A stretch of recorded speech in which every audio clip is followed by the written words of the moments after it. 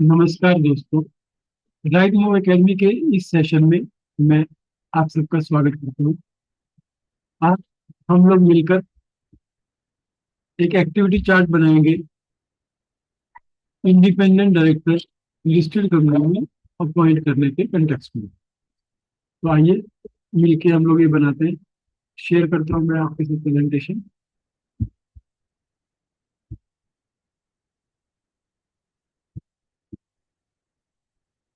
ठीक है, तो ये है presentation, activity chart for appointment of independent director in listed company.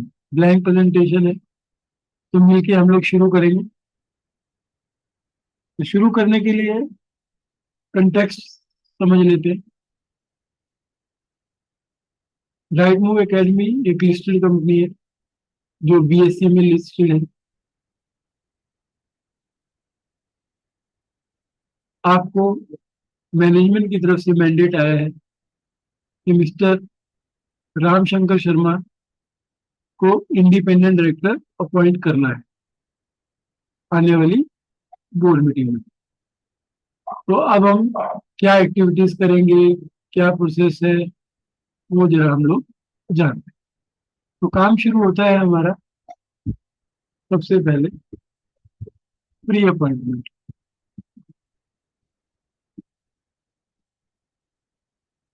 और इंडिपेंडेंट,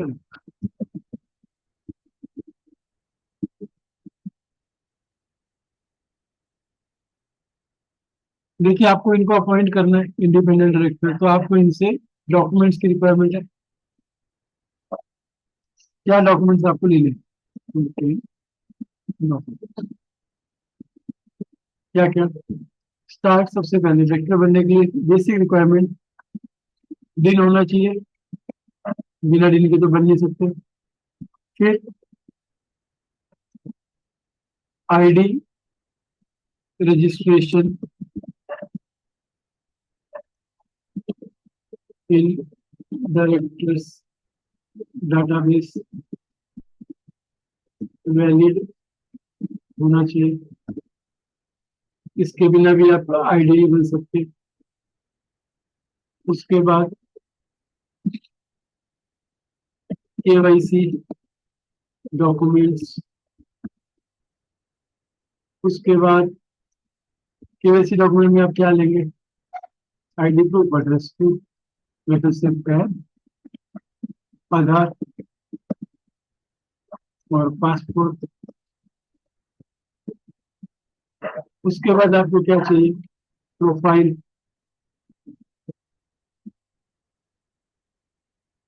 क्यों चाहिए प्रोफाइल?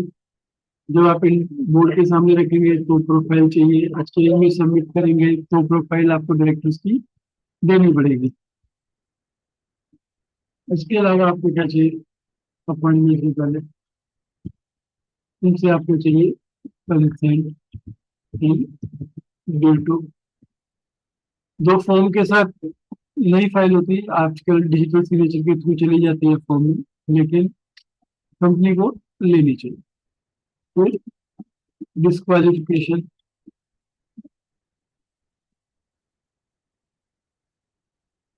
कंफर्मेशन,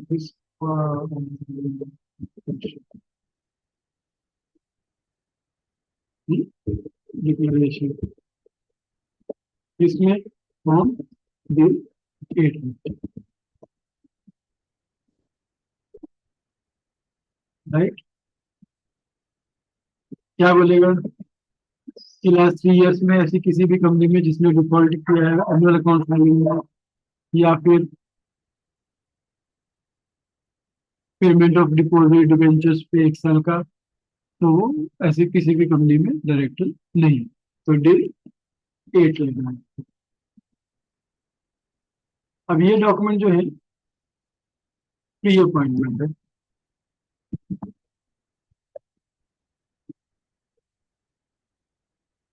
उसके अलावा आपको लेनी है मेन चीज, डिक्लेरेशन ऑफ इंडिपेंडेंस।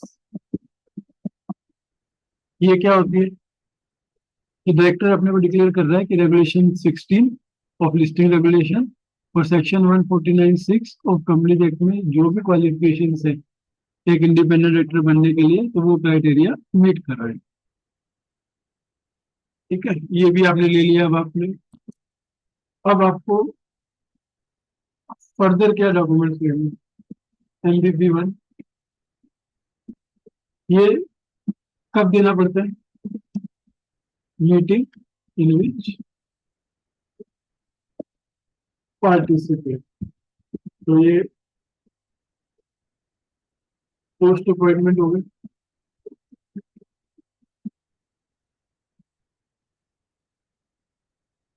और क्या लेना है पोस्ट अपॉइंटमेंट में?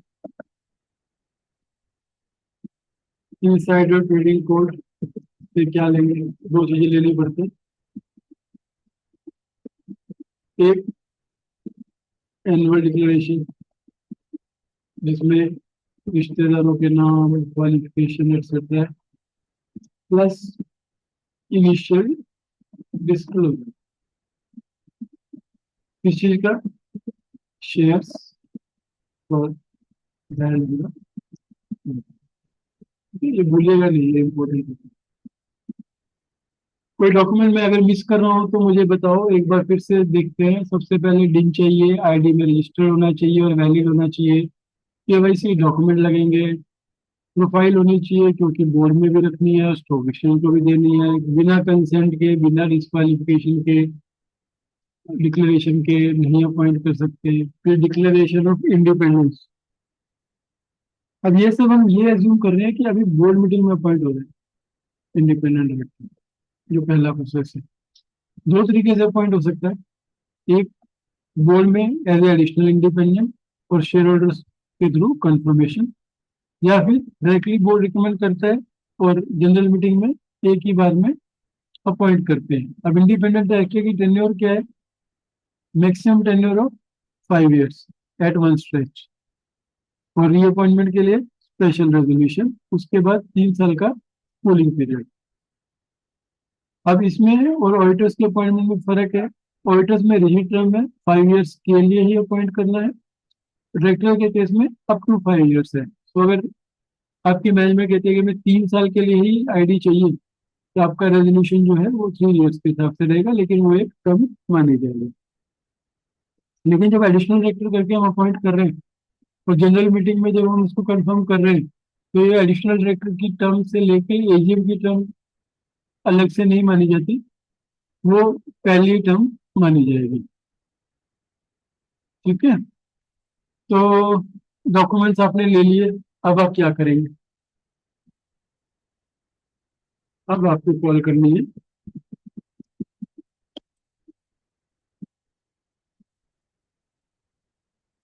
NRC and board meeting. क्यों एनआरसी एंड बोर्ड मीटिंग? कोई भी अपॉइंटमेंट नॉमिनेशन एग्जामिनेशन कमेटी के थ्रू रिकमेंड होगी और बोर्ड जो है वो अप्रूव करेगा, और subject to shareholders approval. अब यहाँ पर दो कंसेप्ट लगते हैं। एक, कंपनी को सीजी एप्लीकेबल है, कंपनी को सीजी एप्लीकेबल नहीं है। जिस कंपनी को सीजी एप्लीकेबल है उसको बोर्ड की अपॉइंटमेंट के 3 months के अंदर अंदर, या नेक्स्ट जनवरी की जो भी जल्दी है उसमें से आपको इसको अपॉइंट, शेयर होल्डर से अप्रूवल लेनी है। अदरवाइज आपको सीजी एप्लीकेबल नहीं है तो एजीएम जो आएगी अगली, उसके अंदर इनकी अपॉइंटमेंट की कंफर्मेशन शेयर होल्डर से लेनी है। तो to call NRC and board meeting, तो इसके लिए क्या करना पड़ेगा आपको? Draft agenda note. अब ये एजेंडा नोट में क्या रहेगा कि हम प्रपोज कर रहे हैं इनको अपॉइंट करना, ये इनकी डिक्लेरेशन आ गई है, ड्यू टू आ गया है, ड्यू डेट आ गया है, डिक्लेरेशन ऑफ इंडिपेंडेंस आ गई है, ये इनकी प्रोफाइल है और वो इंडिपेंडेंस का क्राइटेरिया मीट कर रहे हैं। और एनआरसी से रिक्वेस्ट करेंगे कि बोर्ड को रिकमेंड करो, और बोर्ड से रिक्वेस्ट करेंगे कि अप्रूव करो, subject to shareholders approve. Draft agenda note हो गया आपका। अब यहाँ पे क्वेश्चन आता है कि क्या एनआरसी और बोर्ड मीटिंग की प्री इंटीमेशन देने की रिक्वायरमेंट है एक्सचेंज को अपॉइंटमेंट के लिए? नहीं। सेकंड थिंग, क्या सर्कुलर से अपॉइंटमेंट हो सकती है? देखिए टेक्निकली इम्पोर्टेंट मैटर है, अपॉइंटमेंट ऑफ आईडी डिस्कशन होना चाहिए, लेकिन रिस्ट्रिक्टिव लिस्ट में इसका नाम नहीं है। अगर है तो आप मुझे करेक्ट करिए, लेकिन जो मेरी अंडरस्टैंडिंग है तो रिस्ट्रिक्टिव लिस्ट में नहीं है।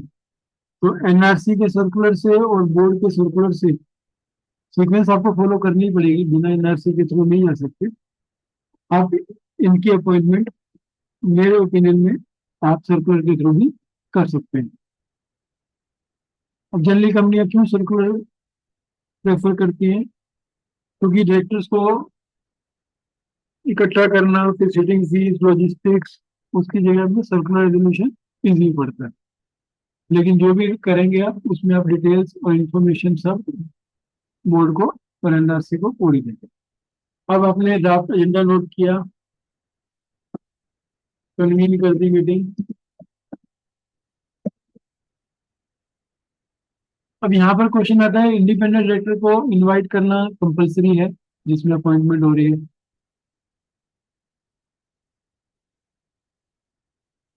देखिए, टेक्निकली जो अथॉरिटी डिसीजन ले रही है, अगर उसी पर्सन के सामने ही डिसीजन लेगी तो प्रोज एंड कॉन्स फ्रीली नहीं बोल पाएगी।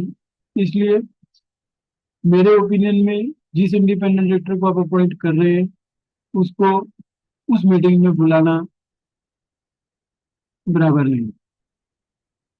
लेकिन कंपनी टू कंपनी डिपेंड करता है। कई कंपनियां सीधा बोर्ड में बुलाती है, एनआरसी में नहीं बुलाती, एनआरसी रिकमेंड करती है और बोर्ड में फिर अपॉइंट करके इंट्रोडक्शन करते हैं। अब यहाँ पर क्वेश्चन आता है कि अब इंट्रोडक्शन कर दिया, अपॉइंट कर दिया, तो क्या उसकी प्रेजेंस काउंट होगी? अगर आप काउंट कराना चाह रहे हैं तो आपको उसका एमबीबी वन प्रेजेंट करना है, मिनट्स में नोटिंग करनी है कि उन्होंने एमबीबी वन दिया और उसके बाद मीटिंग में पार्टिसिपेट किया। अदरवाइज नहीं करना चाहिए। अब ड्राफ्ट एजेंडा नोट जब आप बना रहे हैं तो आपको क्या साथ में देना है? प्रोफाइल देनी है, डॉक्यूमेंट्स देने ही हैं ऊपर वाले, उसके अलावा ड्राफ्ट अपॉइंटमेंट लेटर, ये शेड्यूल 4 में आता है, कोड ऑफ कंडक्ट, और इसके अंदर आपको पूरी डिटेल्स डालनी पड़ती है। It is not a simple two liner, certain requirements है, क्या डिटेल होंगी, क्या करना है, वो सब आपको शेड्यूल 4 की तरफ से अपॉइंटमेंट लेटर में डालना चाहिए।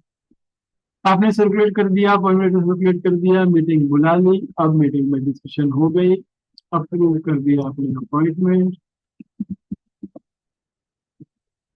Approve appointment. अब क्या करना?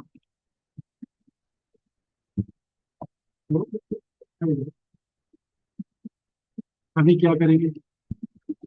अब आ गया आउटकम ऑफ बोर्ड। ठीक है, रेगुलेशन 30 है, तो आउटकम ऑफ बोर्ड मीटिंग अब ये जाएगा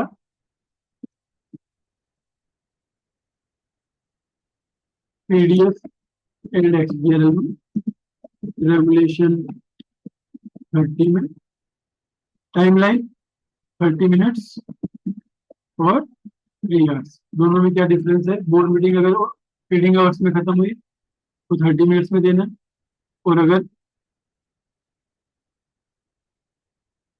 रीडिंग आवर्स के बाद हुई तो 3 आवर्स में।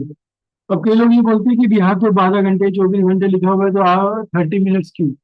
तो वहां पे अगर आप लिस्ट देखेंगे मास्टर सर्कुलर में, तो इनसे एस्ट्रिक लगाया है और उसमें ये लिखा हुआ है कि अगर कोई भी चीज बोर्ड मीटिंग से निकल के आती है तो ये टाइमलाइन फॉलो करनी है। ठीक है, outcome board meeting clear experience regulation 30 में, इसमें आप क्या कहेंगे? अपॉइंट किया है, अपॉइंटेड, क्या टर्म के लिए अपॉइंट किया है, not liable to retire by rotation, independent director not liable to retire by rotation होते हैं, राइट? स्टॉक एक्सचेंज और वेबसाइट पे भी अपलोड कर दो। वेबसाइट पे अपलोड हो गया, एक्सचेंज में इंफॉर्मेशन चली गई, अब क्या करेंगे? अब अपॉइंटमेंट लेटर।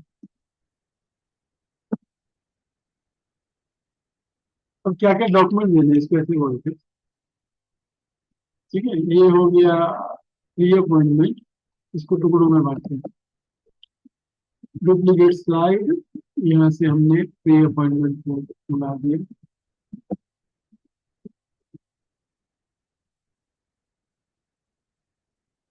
ठीक है, अब ये हो गया अपॉइंटमेंट। अपॉइंटमेंट हो गया, यहाँ पे सब आपने अपॉइंट कर दिया। अब अपॉइंट करके डॉक्यूमेंट्स क्या दिए आपने इनको? अपॉइंट किया तो कुछ तो डॉक्यूमेंट देंगे ना, तो आपको डॉक्यूमेंट देने होते हैं। क्या क्या? नहीं। सबसे foremost letter of appointment,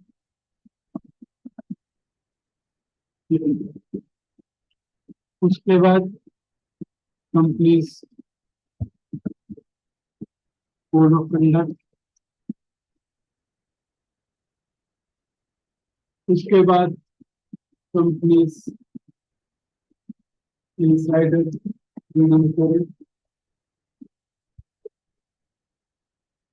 along with initial disclosure जो चाहिए। तो आपने इनको लेटर ऑफ अपॉइंटमेंट दे दिया कि we are pleased to inform you कि बोर्ड ने अपॉइंट कर दिया है, कंपनी ने कोड ऑफ कंडक्ट दे दिया, फॉलो करिए, इंसाइडर रिपोर्ट दे दिया। और आइडली फेमिलराइज करने के लिए information about.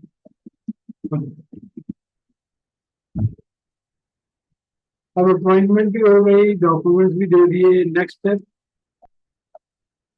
Obtain share holders approval. इससे पहले फॉर्म डेट ये आरओसी। अब यहाँ पे ये बताइए एमजीटी 14 जाएगा कि नहीं जाएगा? नहीं जाएगा। कई लोग फाइल करते हैं लेकिन नोट रिक्वायर्ड। तो फॉर्म डेट गया आरओसी में, रेजोल्यूशन डाला आपने उसका एडिशनल डायरेक्टर। ठीक है, एडिशनल कैटेगरी आपने चूज करी independent, non executive. Executive independent director तो नहीं होता।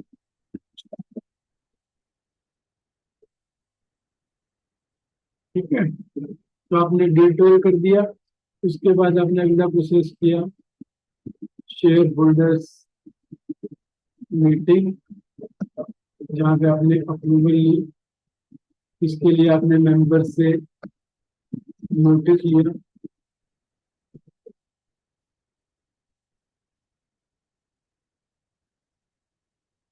और अपॉइंटिंग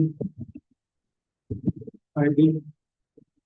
ठीक है, डिपॉजिट नहीं लगता है, एनीवन रिकमेंडेड बाय एनआरसी, तो उसके लिए डिपॉजिट रिक्वायरमेंट नहीं है। अब अप्रूवल हो गई तो रेजोल्यूशन कौन सा लगता है इसमें? स्पेशल रेजोल्यूशन लगता है।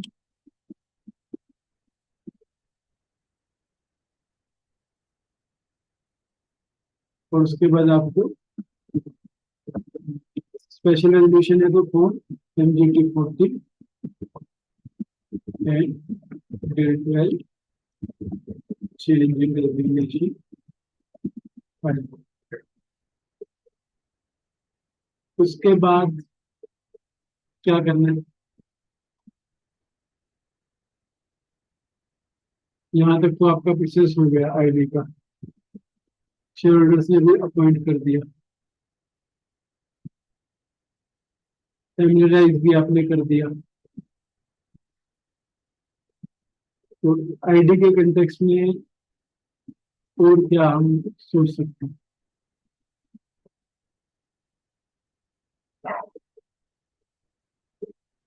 तो अपॉइंट करते ही रिजाइन कराना ठीक नहीं लगता। तो मेरे ख्याल से ये प्रोसेस यहीं पर खत्म करते, एक बार समराइज करते हैं वापस फिर से। कर रहे थे हम लोग activity 4 for appointment of independent director in listed companies. तो आपको पहला चीज है pre appointment of independent director, आपको डॉक्यूमेंट्स लेने। क्या डॉक्यूमेंट्स लेने?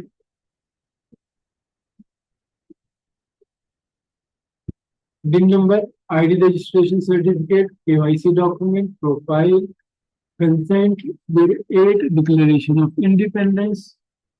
फिर अपॉइंटमेंट के बाद जो डॉक्यूमेंट लेने रहते हैं MBP1 insider trading code, annual declaration, initial disclosure कि कितने शेयर्स हेल्ड किए। Second step call NRC board meeting. इसमें एजेंडा नोट बनाइए, ड्राफ्ट अपॉइंटमेंट लेटर बनाइए, मीटिंग करिए, अप्रूव करो अपॉइंटमेंट फाइल।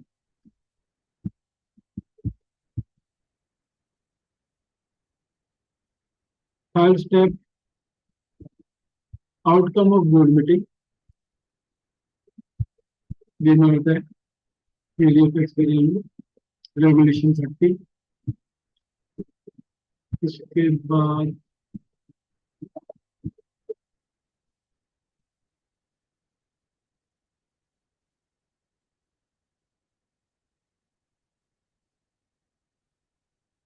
ये प्रोसेस आपने पीछे कर दिया, एनआरसी कर दिया, आउटकम दे दिया। अब क्या किया आपने, पोस्ट अपॉइंटमेंट,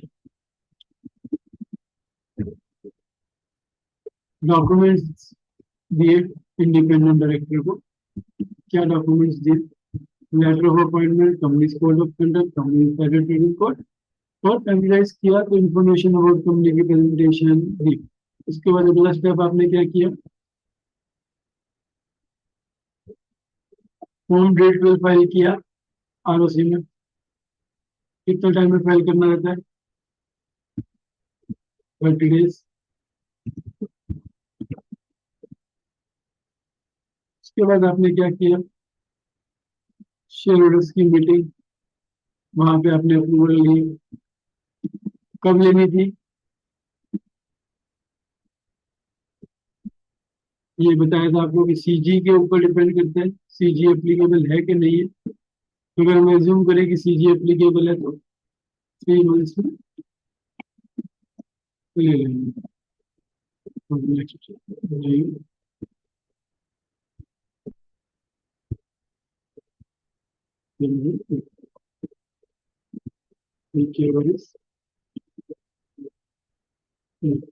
ओके। चलो, इनसे मीटिंग में आपने अप्रूवल ले ली और आपको एक चीज भूलिएगा नहीं, क्या, अपडेट ऑन वेबसाइट। और यहाँ पे और भी चीजें जो मैं भी आपको बताऊंगा, अपडेट करिए वेबसाइट पे कंपनी की, इंक्लूड करो एचडीडी सॉफ्टवेयर में, और ऐड करो सीएसएल और एनएसडीएल, जो भी आपका डेजिग्नेटेड डिपॉजिटरी है उसके वेबसाइट में वो भी कर दो इनसाइडर ट्रेडिंग को। तो वेबसाइट पे भी डाल दिया, सॉफ्टवेयर में भी एंट्री कर दी, सीडीएसएल एनएसडीएल वेबसाइट पे भी हो गया। और कुछ करना है, नहीं। ठीक है, तो यहाँ पे प्रोसेस खत्म होता है। सो कुछ भी आपको क्वेरी है तो मुझसे कांटेक्ट कीजिए। नाम CS Gaurav Thakur, proprietor of Gaurav Thakur and company, post accountant, founder of right move academy, जहाँ पे आप ये सब सेशंस देखते हैं। मोबाइल नंबर है 9820255196। व्हाट्सएप करो, फोन करो या ईमेल करो right move academy eight gmail.com में। कोई क्वेरी हो, कोई क्वेश्चन हो, फील फ्री। कोई चार्ज नहीं है किसी तरह का। और अगर आपको इस तरह के और वीडियो देखने हैं तो हमारा जो चैनल है राइट मूव एकेडमी यूट्यूब पे, उस पे भी जाके आप देख सकते हैं। Thank you. होपफुली आपको ये अच्छा लगेगा। अच्छा लगा हो तो प्लीज लाइक करें, सब्सक्राइब करें। Thank you.